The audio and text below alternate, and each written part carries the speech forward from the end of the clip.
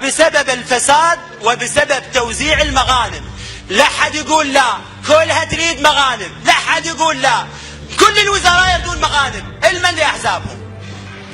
في وزارات الحكومة والهيئات المستقلة على الأحزاب، وكل هذا يحدث عن طريق مجلس النواب. لا تريد أن تقول؟ أريد أقول أن سماحة السيد مقتدى الصدر هو اللي يثبت الآن البرلمان، وقولها بصراحة. كوننا المصوتون على هذه المغانم، إذن نحن مشاركون، نحن مشاركون. واستبشر الشعب العراقي. نعم احنا وياهم. نعم نعم.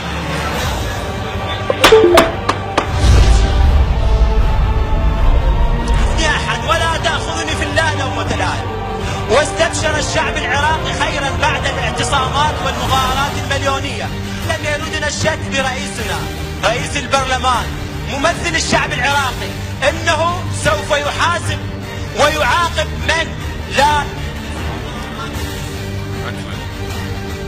حقوق الشعب العراقي، ولكن تفاجأنا برئيسنا وممثل الشعب العراقي ماذا يفعل؟ يوقع على المحاصصة، يخالف قرارات مجلس النواب، ولا يوقع بأنه حزب الإسلامي، ولكن يوقع رئيس البرلمان.